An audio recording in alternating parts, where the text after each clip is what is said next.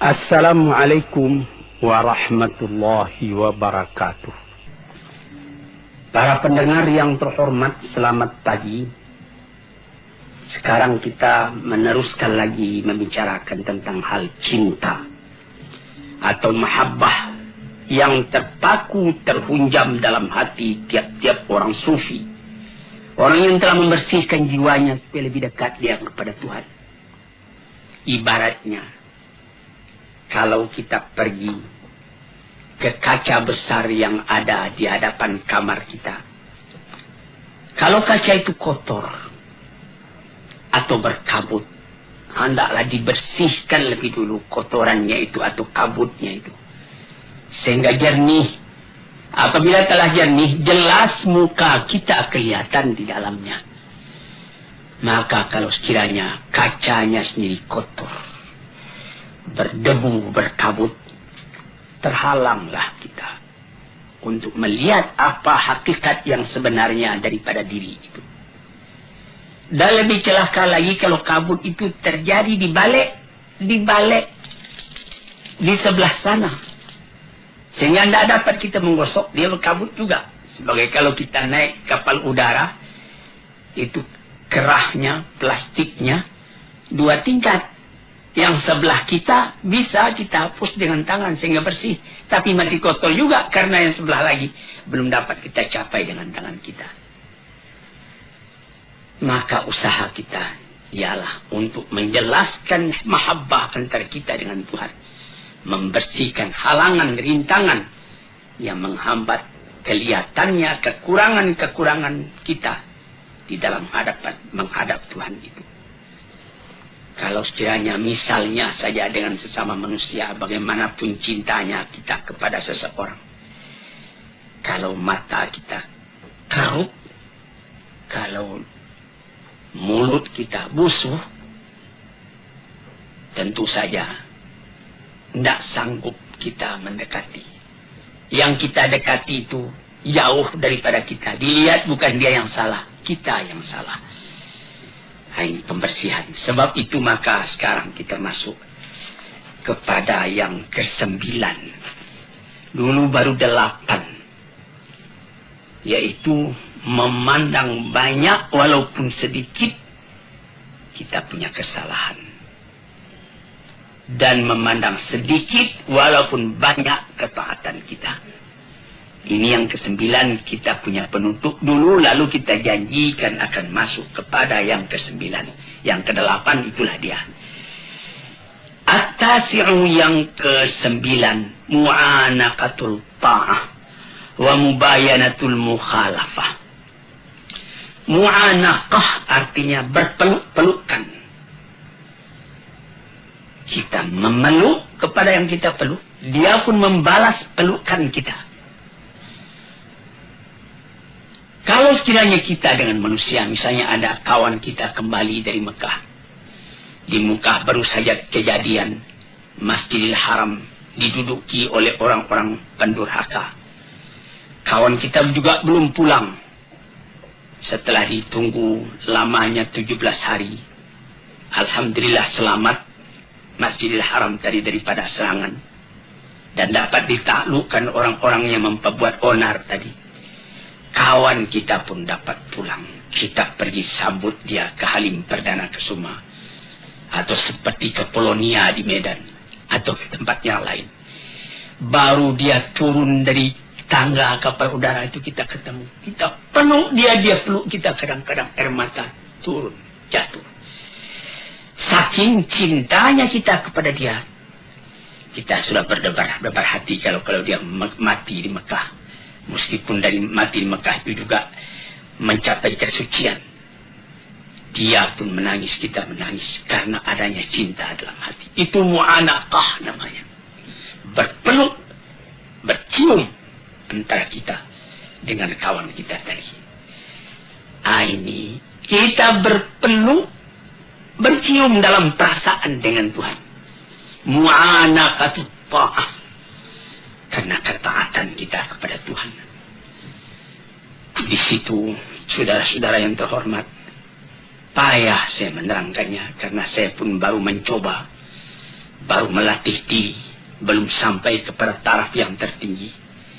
Bagaimana perasaan kita kadang-kadang apabila kita sampai kepada bacaan inna salati wa nusuki wa mahyaya wa mamati lillahi rabbil alamin la syarika lahu wa bidzalika umirtu wa ana minal muslimin. Sembahyangku, ibadat, bahkan hidupku dan matiku semua aku serahkan kepada Allah. Ini kita bertelut, menundukkan kepala, melintuhkan hati, menegakkan taat setia kepada Tuhan.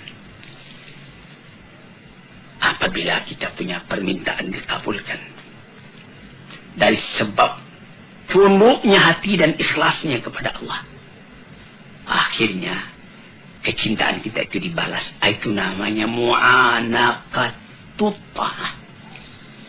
Berpelukan kita dengan yang kita sembah itu karena ketaatan.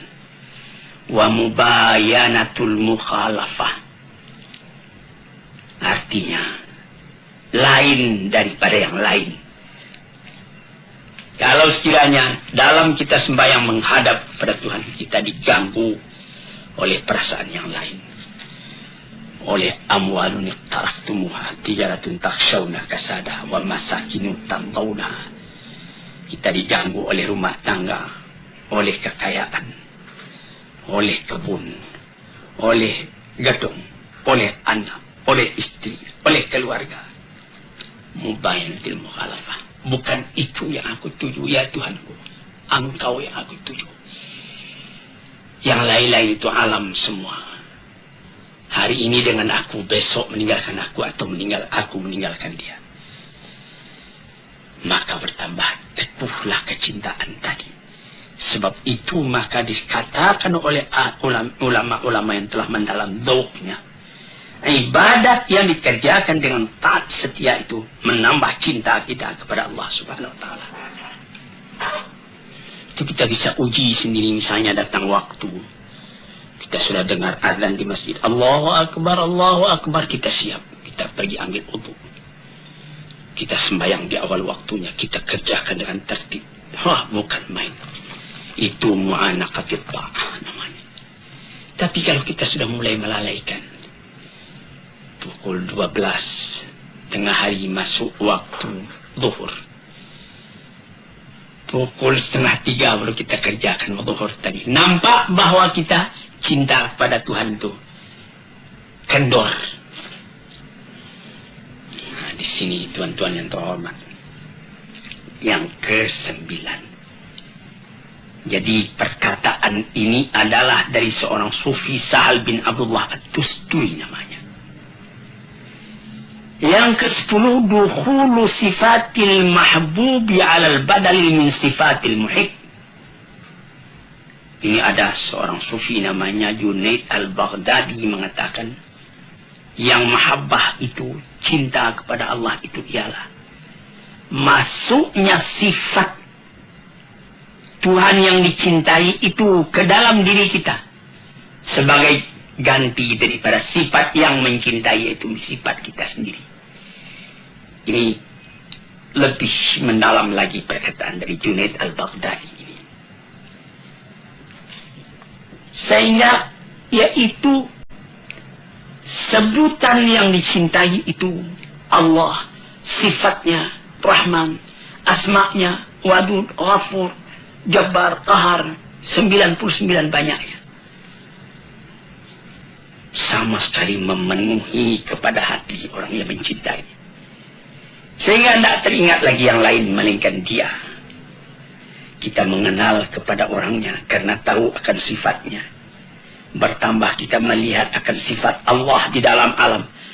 Bertambah kita tidak ingat lagi kepada alam, tapi kita ingat kepada Allah. Sehingga pernah dikatakan oleh Sufi, ketika Abu Yazid Bustami pergi tawaf, dan ketika dia pulang ditanyai oleh muridnya, apa yang Tuan rasakan? Mula saya masuk, saya lihat Ka'bah. Kemudian lama-lama tidak Ka'bah lagi yang saya lihat, saya teringat kepada Allah. Hilang Ka'bah. Saya masuk sekali lagi. sama ingat saya kepada Allah dan kepada Ka'bah. Tapi lama-lama Allah juga yang terbangkang. Saya masuk yang ketiga kali, Allah yang kelihatan, lama-lama baru kelihatan Ka'bah. Saya masuk yang keempat kali, tidak saya melihat Ka'bah lagi, Allah yang kelihatan. Ini perkataan ahli-ahli tasawuf ini kalau kita dalami, kita alami, kita dalami dan kita alami akan terasa dalam hati. Mata melihat alam, hati melihat Tuhan. Sehingga kemana saja mata memandang, bukan alamnya nampak lagi, Allah yang kelihatan. Dari basar kepada basirah. Jadi katanya Junaid al-Baghdadi itulah mempengaruhi sebutan yang kita cintai itu, sifatnya, namanya di dalam hati kita. Sehingga tidak ada lagi yang lain melainkan itu yang memenuhi hati. Perasaan kita, penanggapan kita yang mempengaruhi ialah perasaan itu. Sehingga segala perasaan, segala penanggapan bertukar sama sekali. Penghadapan Tuhan. Dengan demikian itu bertambah lama, karena latihan itu bertambah, bergantilah sifat kita yang tercela kepada sifat Tuhan yang terpuji, yang tercinta. Sehingga sesuailah sifat kita dengan sifat Allah ala taqatil basyariyah, atas kesanggupannya seorang manusia. Yang ke-12, antahibal kulla kaliman ahbabta fala yabqa laka minka syai'un. Engkau berikan keseluruhannya kepada yang engkau cintai. Ini adalah keinsafan belaka. Karena kalau kita fikirkan, tidak ada yang kita punya di dalam alam ini sama sekali kepunyaan Tuhan. Walaupun songkok yang kita pakai, baju yang kita pakai, celana, sepatu, arloji dan lain-lain yang lekat di badan kita ini, tambah kita dalami, ini sama sekali cuma pinjaman. Dengan takdir dan dengan izin Allah Subhanahu Wa Taala, saya bikinlah gubuk-gubuk saya di Kebayoran Baru dari Perintah nomor 3 nomor 1. Beberapa tahun yang lalu, kira-kira 20 tahun yang lalu, ada kawan bertanya, ini rumah Buya ini, rumah Tuan ini, rumah Bapak ini. Saya bilang, bukan. Ini rumah Tuhan, dipinjamkannya kepada saya selama saya masih hidup. Atau barangkali juga masih saya hidup, sudah tidak saya yang punya lagi. Mengangguk kawan tadi, lalu saya tuliskan, hadza min fadli Rabbi, ini rumah adalah kurnia Tuhanku. Liyabluwani ashkuru am ashkur, untuk menguji aku, syukurkah aku kepada Allah, am akfur, atau aku melupakan jasa Allah kepada aku. Jadi kufur namanya. Rumah tangga, sawah berjenjang, bandar buatan, mobil dan lain-lain sebagainya, itu pinjaman semua. Jangankan itu, nyawa kita sendiri pun pada hakikatnya bukan kita yang punya. Kenapa begitu? Yang kita punya kan kita menguasainya. Apakah Tuhan berkuasa atas nyawa Tuhan? Apabila maut datang, la yasta'khiruna sa'atan wa la yastaqdimun. Perintah Allah datang, Tuhan dipanggil ke hadratnya, satu saat tak boleh terkemudian, satu saat tak boleh terdahulu. Bukan atas kehendak kita, tapi atas kehendak Tuhan. Jadi dengan jalan seperti itu, kita pun insaflah. Karena memang tidak kita yang punya. Berikan semua kepada Tuhan. Tidak ada di tangan engkau suatu juga lagi, melainkan pinjaman dari Tuhan. Inilah perkataan dari Abu Abdullah Al-Qurashi, seorang sufi lagi. Demikianlah kata beliau, tujuan cinta dan hukumnya.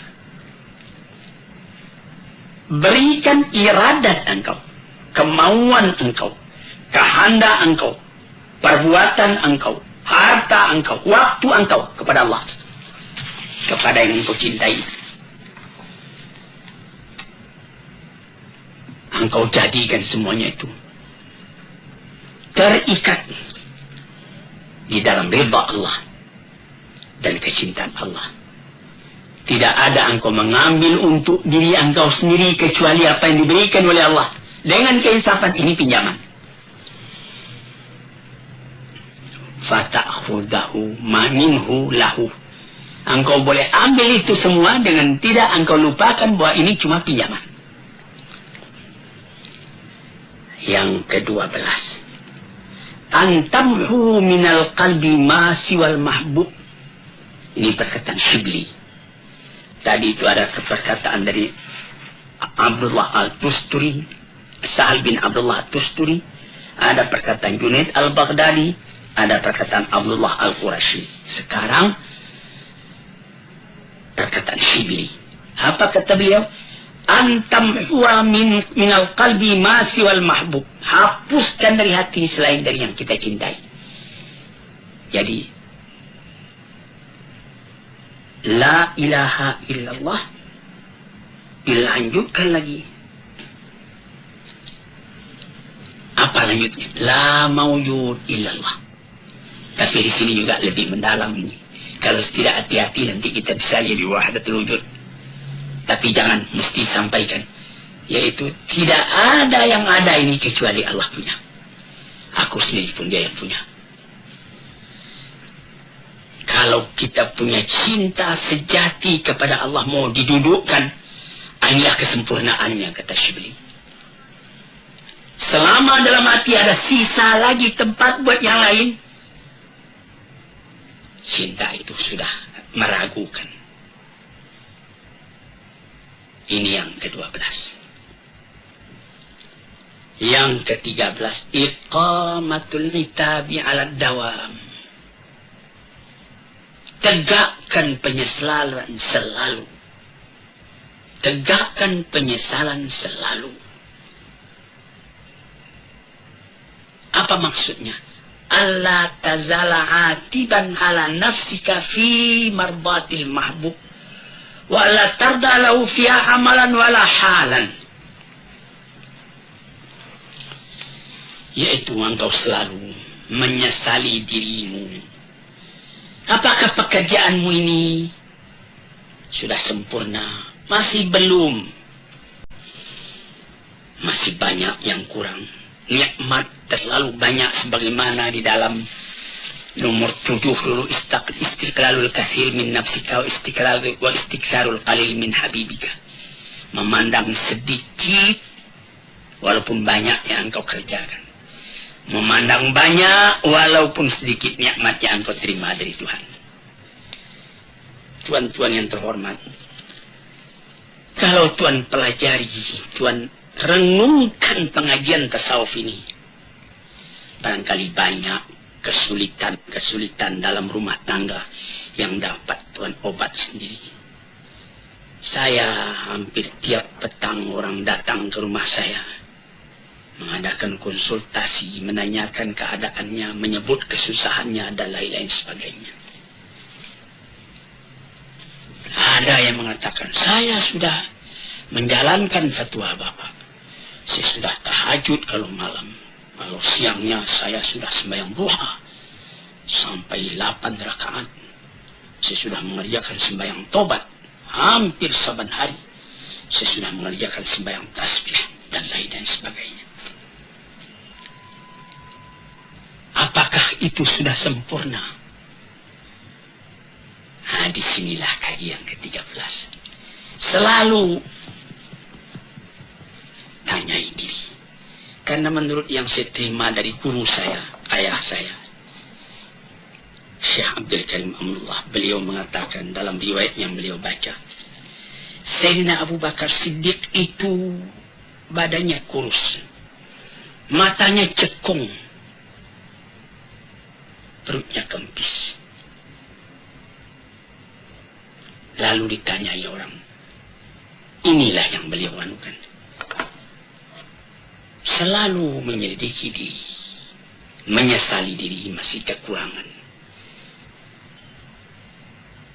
belum tercapai apa yang dikehendaki oleh Tuhan yang dicintai. Pandang diri ini kecil.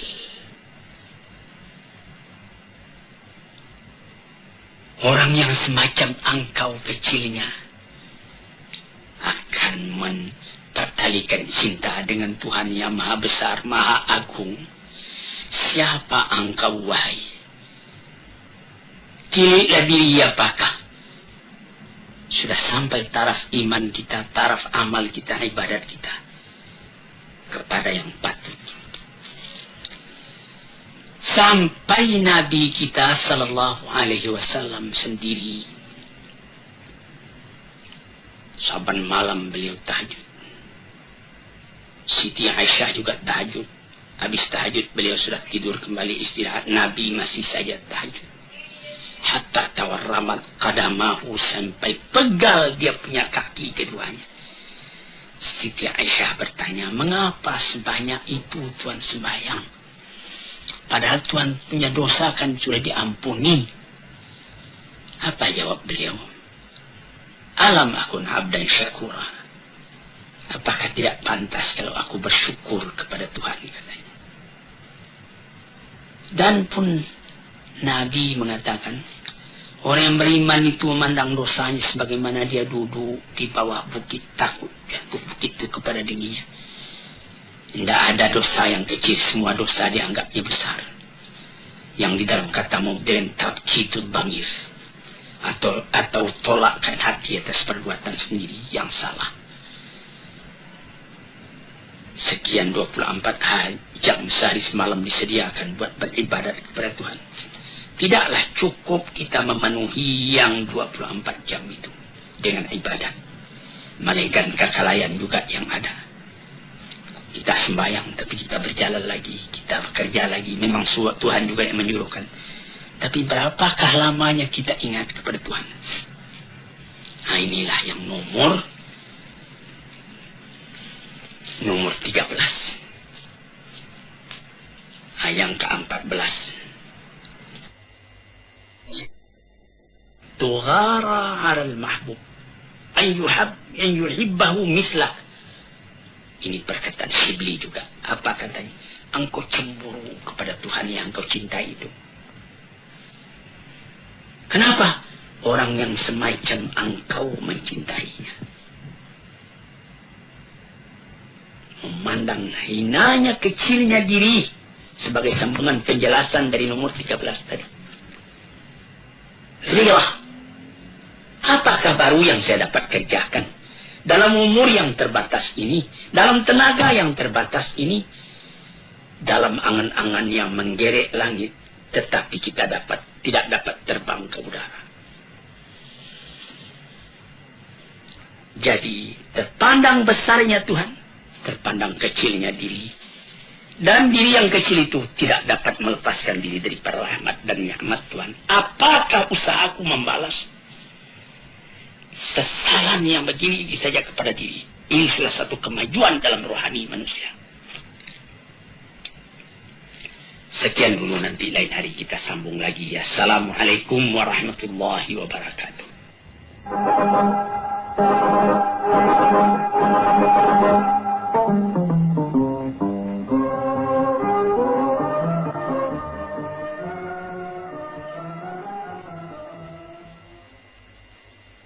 Assalamualaikum warahmatullahi wabarakatuh.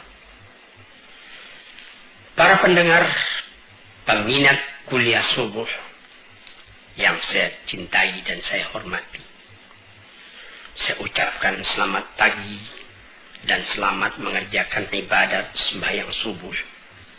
Badan sehat, langit cerah, alam terkembang, dan nikmat Allah berlimpah ganda datang kepada diri kita masing-masing. Pada waktu yang sudah-sudah di dalam memperkatakan soal-soal tasawuf, agak panjang telah kita bicarakan tentang mahabbah, tentang hubungan kita dengan Allah, hubungan kasih, hubungan cinta, hubungan kasih sayang. Hampir 2 bulan pengajian kita tentang cinta ini. Sekarang setelah kita mengaji tentang cinta, kita akan terus kepada akibat dari cinta. Apa akibat dari cinta? Cinta itu sendirinya menimbulkan cemburu atau menimbulkan ghirah dalam bahasa Arabnya. Dalam keadaan yang lain, di dalam bahasa yang populer juga disebut fanatik. Kalau orang mengakui cinta kepada Allah tetapi tidak ada ghirahnya, orang yang mengakui cinta kepada agamanya tetapi tidak ada cemburunya apabila agama itu diganggu orang, apabila keyakinan hidupnya kepada Tuhan dicimoohkan orang misalnya, maka tidak ada baginya konsekuensi dari cinta. Sebab cinta itu menghendaki kesatuan pikiran kepada yang dicintai itu. Sekarang ini kita masuk membicarakan tentang soal ghirah itu. Soal cemburu itu. Ini panjang lebar juga dibicarakan. Di dalam Al-Quran ataupun di dalam hadis. Yang mula-mula dijadikan menjadi dasar ketika membicarakan tentang ghirah, tentang cemburu, atau dalam bahasa sehari-hari yang telah banyak kita pakai tentang fanatik, adalah sabda Allah Subhanahu wa Ta'ala yang tersebut di dalam Al-Quran. Innama harrama rabbiyal fawahisha ma zahara minha wa ma batan. Apa artinya? Sesungguhnya tidak lain yang diharamkan oleh Tuhanku ialah perbuatan yang keji, baik yang nyata atau yang tersembunyi. Jangan berbuat keji. Keji itu menimbulkan ghirah dalam hati orang yang beriman.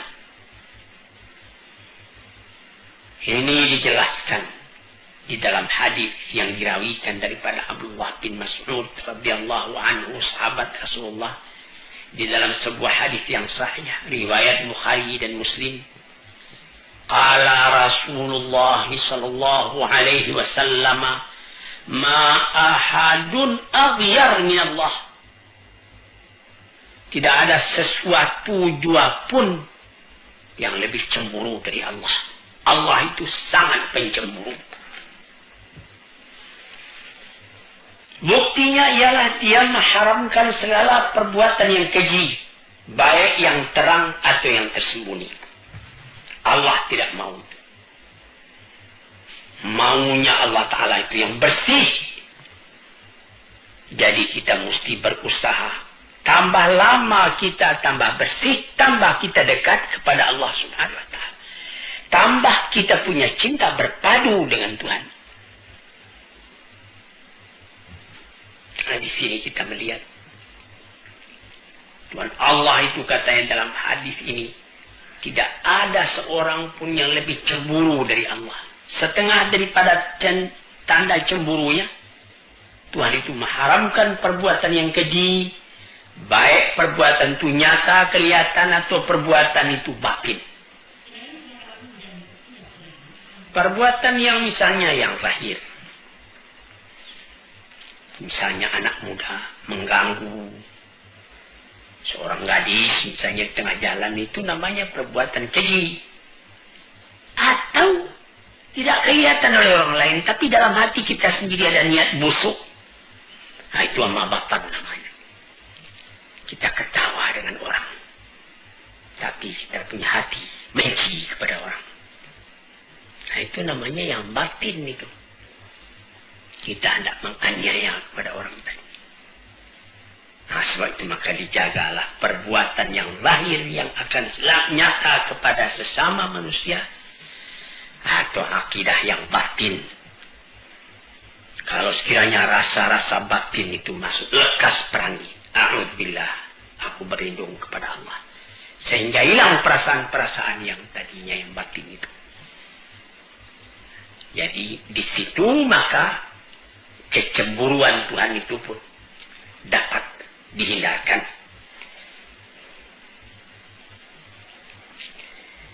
Lantas kemudian sambungan hadis, wa ma ahadun habba ilahi madah min Allah. Wa min ajli dzalika asna ala nafsihi. Tidak ada seorang pun yang lebih suka akan pujian melainkan Allah. Sehingga beliau sendiri pun asna ala nafsihi, memuji kepada dirinya. Jadi bagi Allah bukanlah namanya tawadhu', merendahkan diri kalau dia dikatakan Allahu la ilaha illa ana. Saya yang Tuhan, tidak ada Tuhan yang lain. Itu bukan kesombongan. Tapi itu adalah daripada alamat kecintaannya Tuhan kepada Tuhan. Pujian atas perbuatan Tuhan itu. Dan memang tidak namanya mengambil muka. Kalau kita lihat keindahan alam, lalu Tuhan kita puji. Alhamdulillah, segala puji bagi Allah Rabbul Alamin. Rabbil Alamin, Tuhan dari seluruh alam ini. Maka Allah pun memuji kepada dirinya. Kemudian itu, ma ahadun ahabba ilayhi al-uzur min Allah. Dan tidak ada seorang pun yang lebih disukai daripada orang yang merasakan kekurangan pada dirinya, mengakui kekurangan itu. Tuhan Allah tahu kekurangan kita itu, kelalaian kita itu, tidak tahu jalan. Maka dibuktikan oleh Tuhan hal itu dengan mengirim rasul-rasul. Dikirimnya rasul-rasul sejak dari Nabi Adam atau Nabi Nuh sampai kepada Nabi Muhammad sallallahu alaihi wasallam, menunjuki kepada manusia jalan yang harus ditempuh di dalam kehidupan dunia ini. Jadi di dalam hadis yang sahih yang lain yang diriwayatkan oleh Abi Salmah dari Abi Hurairah radhiyallahu anhu, Rasulullah pun pernah mengatakan, innallaha yaghar wa innal mu'mina yaghar wa ghairatullah an ya'ti al-'abdu mahram alaihi. Tuhan Allah itu menurut hadis yang sahih ini pencemburu. Orang mukmin pun pencemburu sebagai cemburunya Allah. Maka kirahnya Allah itu yaitu yang akan menimbulkan cemburunya Tuhan kalau ada hambanya yang sengaja berbuat barang yang dilarang oleh Allah. Itu Allah tidak suka. Dia cemburu keadaan demikian itu. Mengapa demikian? Nah kalau tidak ada cemburunya itu, tanda tidak ada cinta. Kita bawa saja misalnya kepada misal yang lahir dalam kehidupan kita sendiri. Kita mengatakan cinta kepada istri.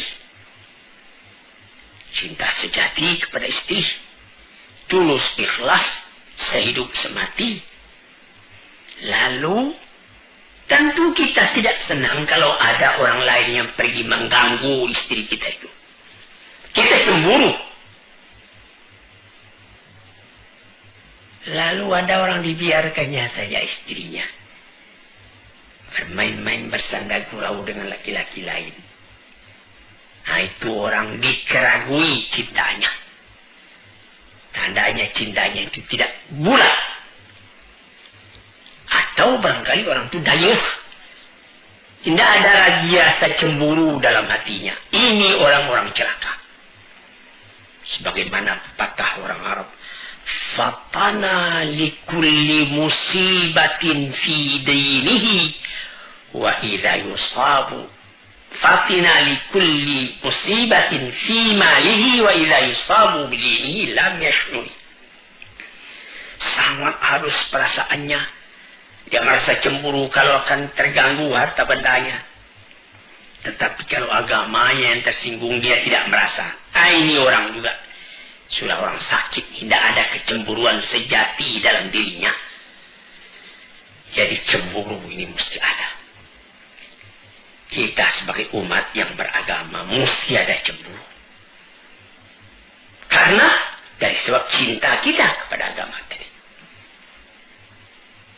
Misalnya ada orang injak-injaknya Quran, lalu kita ketawa saja. Tandanya kita tidak beres. Tandanya kita tidak menghargai Al-Quran. Demikianlah seterusnya. Jadi cinta itu adalah akibat, cemburu itu adalah akibat dari cinta.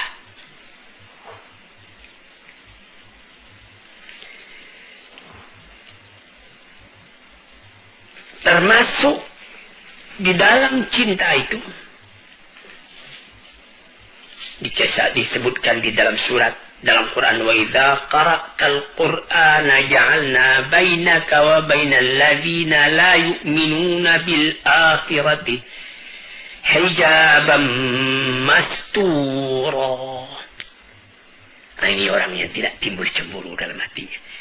Apabila engkau baca Al-Quran, kami jadikan di antara engkau dan di antara orang-orang yang beriman, yang tidak beriman kepada hari akhirat, ada dinding penutup.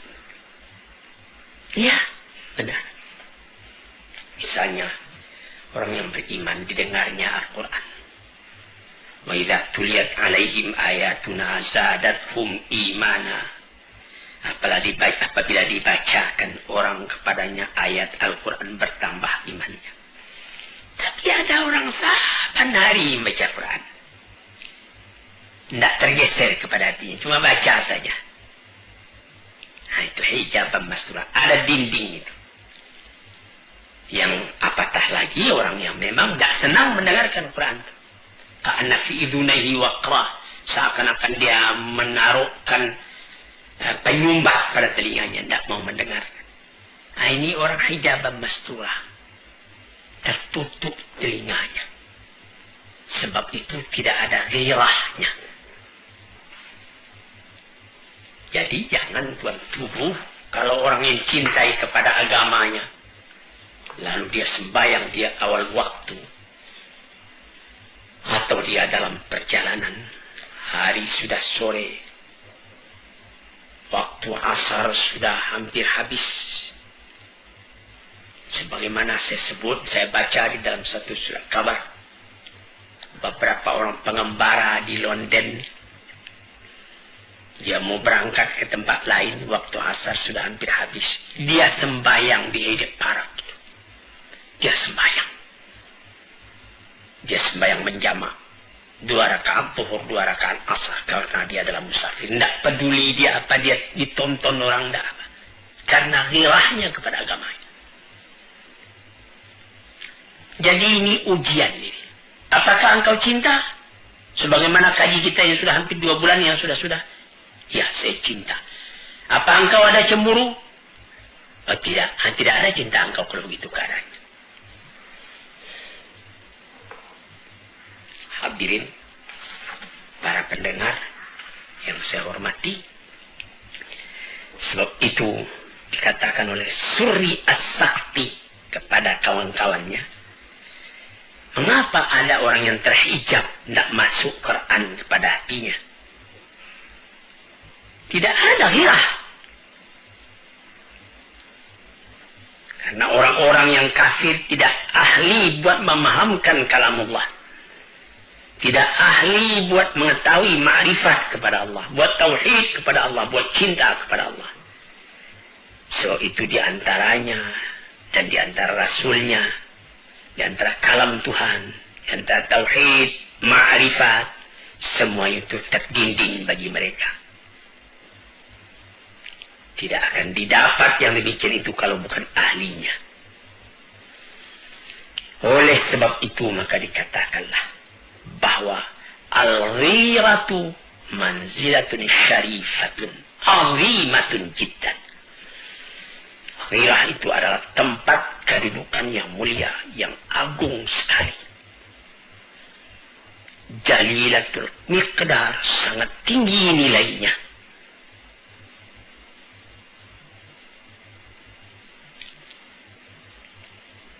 Nah, di situ. Jadi ghirah itu yaitu tidak suka dicampuri, tidak suka diganggu gugat hubungan kita yang begitu mesra dengan yang paling kita cinta. Dan sangat kita menjaga agar cinta yang menghubungkan kita kepada yang kita cintai itu, yaitu kepada Allah Subhanahu wa Ta'ala, tetap melekat pada kita. Jangan terganggu oleh yang lain. Nah, disitulah maka dikatakan bahwa ghirah itu yang pertama sekali ialah ghirah kepada diri kita sendiri, kepada hati kita sendiri. Apakah baru yang dapat kita kerjakan buat mencapai cita kita mendekati Allah? Di manakah kekurangan kita? Bertambah kita banyak memikirkan itu, bertambah menyesal kita kalau ada kekurangan. Bertambah kita buru lagi, menambah lagi. Menjauhi sifat-sifat yang tercela, memenuhi diri dengan sifat-sifat yang terpuji. Itulah ghirah yang menjadi keistimewaan dari jiwa yang suci, yang bersih, yang tinggi.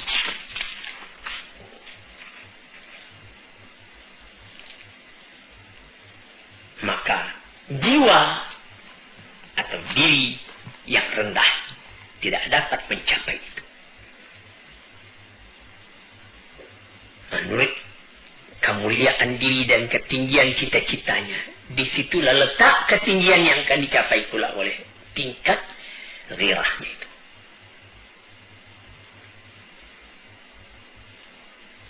Dibagi pula oleh ahli-ahli tasawuf ghirah itu. Ghirah Allah kepada hambanya dan ghirah hamba terhadap Tuhannya. Bagaimana ghirah Tuhan terhadap kepada hambanya? Yaitu bahwa Tuhan tidak suka kalau Tuhan itu dipersekutukan dengan yang lain. Tidak ada yang lain yang dapat engkau persekutukan, engkau samakan dengan Allah. Satu, ahad. Sehingga Bilal bin Rabah, ketika dia sudah dijemur di cahaya matahari, dihimpit badannya dengan batu, cuma tunjuknya saling yang bergerak, cuma tinggal tunjuk ahad, Allah satu, Allah satu. Nah, itulah di dalam badan menderita, hati senang karena teguhnya yang ghirah kepada keinginan. Hadirin, bagaimana pula ghirahnya Tuhan kepada hamba, kepada Tuhannya?